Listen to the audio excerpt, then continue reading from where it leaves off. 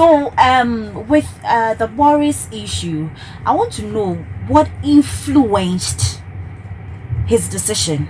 Because in the stories, Obie kind of side, but you who is really abreast with politics, most especially the UK politics, what do you think would influence him so much that he has to step down? Okay, thank you so much. The story, if it is told, should be told properly. Yeah. Particularly from the Labour side of the argument. Okay. After the Labour government, Tony Blair, left office, the Tories, we call them the Conservatives, have worked consistently to try say keep up the social. You know, the Labour government is more social oriented, or call it more liberal. Okay. So they have a lot of social interventions that most people in the UK have over the years benefited. Like if it had been Ghana Hank, because MPP, Republican, Conservative, and NDC, Liberal, or called the Labour Party. And so those structures put in place now, it was a bit difficult for them to maintain the same momentum. Because now a lot of expectations have been built up over the years.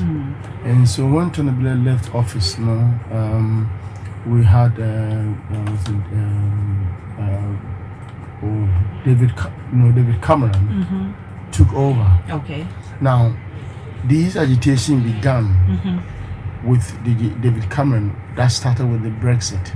That is the genesis of the entire argument. So the UK believed that their resources have been overexploited by other European not performing countries like the Eastern Europeans. And so there was a lot of pressure on the government to either sort of take all those individuals out of the country. And so it had to take to a vote. Now Cameron, having realized that he had caused the country to go into an election to decide decide to leave the UK, to leave the European nation, resigned. That was the first point of resignation, so he stepped down. Then Theresa May took over. So you can see that the successive Conservative Party had taken over for a period. So Theresa May took over and superintended over the Brexit whole experience. And what you see is that at a point in time, she struggled.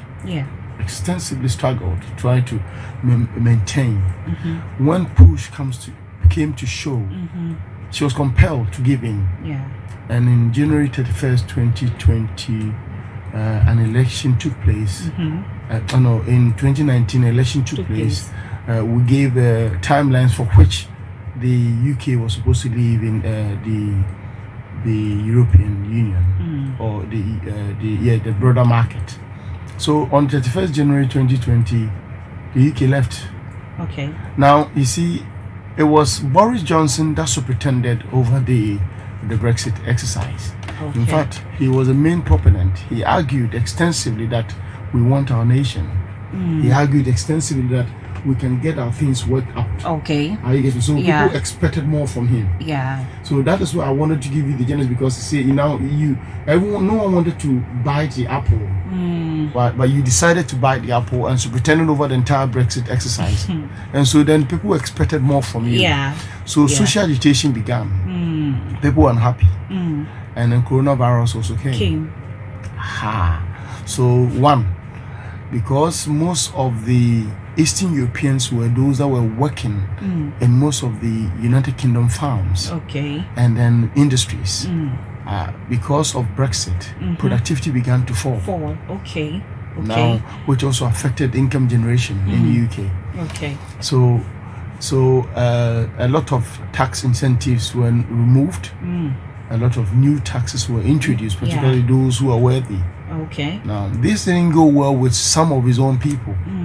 in the Conservative Party because they are the bourgeoisies.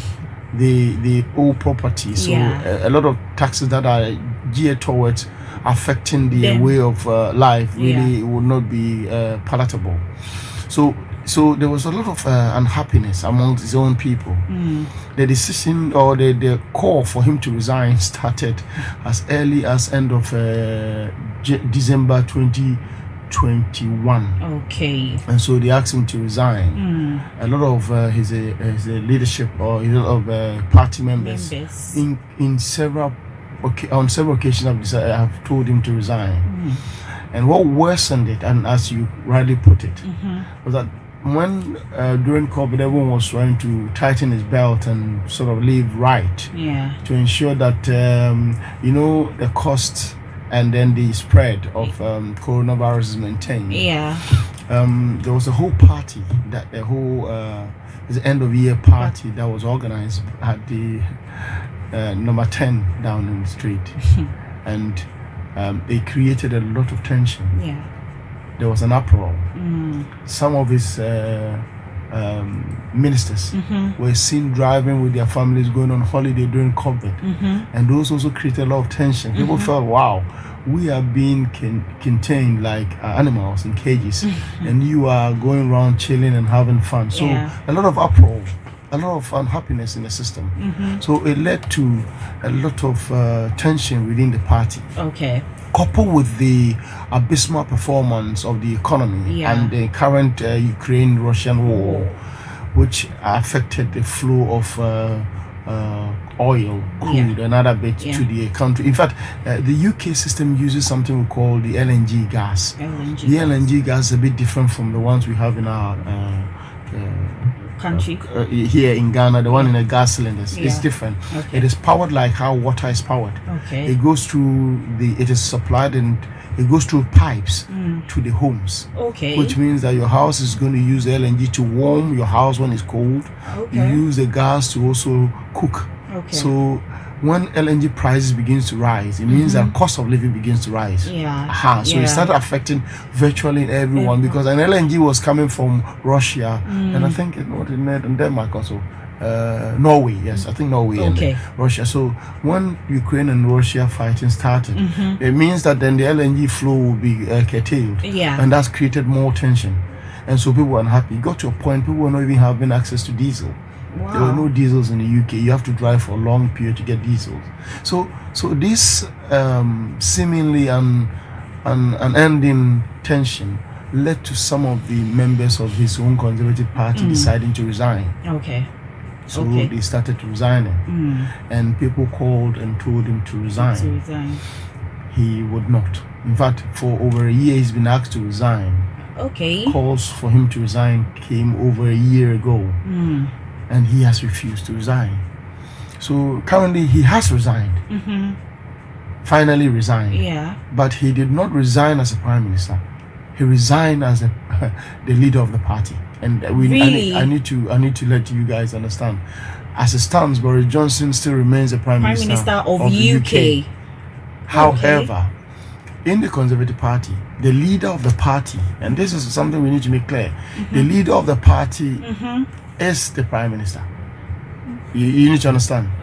So if you resign as a leader, it is implied that then you should not be the Prime Minister. But he says he was voted as a Prime Minister. He still remains the Prime Minister until a new leader is appointed. We need to get the dynamics right. So until a new leader is appointed. So he has resigned from the Conservative Party. But at this time, he has to stick around. And the Conservative Party will work quickly to replace him. I mean, that will have to be done.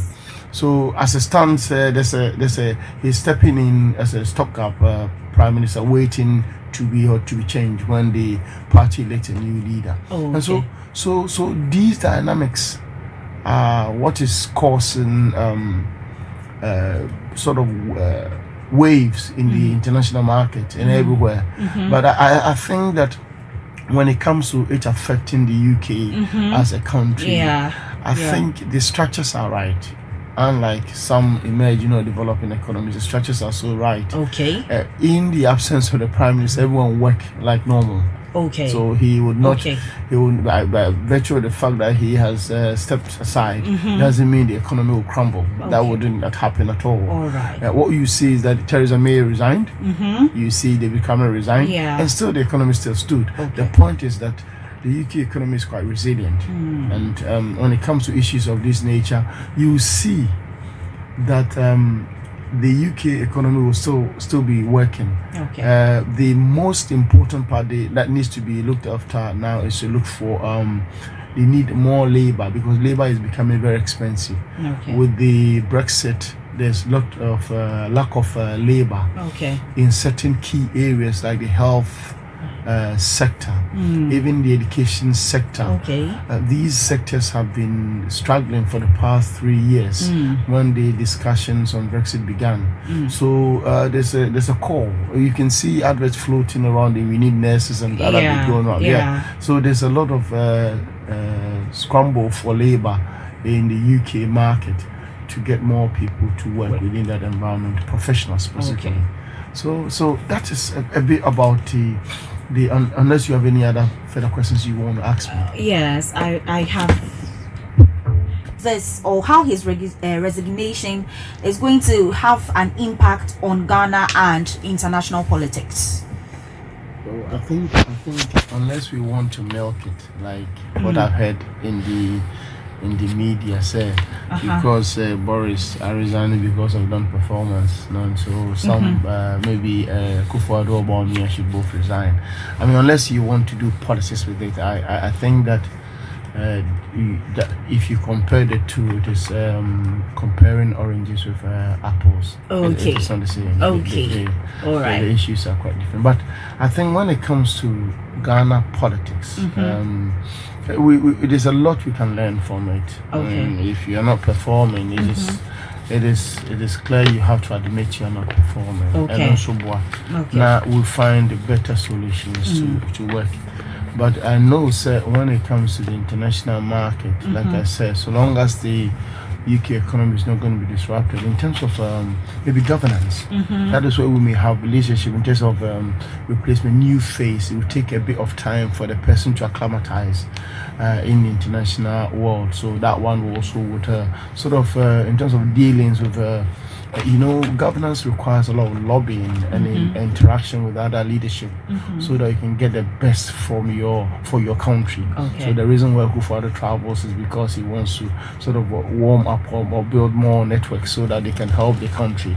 So if a new person comes, the person must also now begin to work on trying to build new networks to be able to help the country. So that part is a part that I see will be problematic, and whether the majority of the ministers that will remain would still want to work with him, because currently it means that those 59 or 60 that had resigned, right? They don't like the leadership style of Boris. That's why they are really resigning.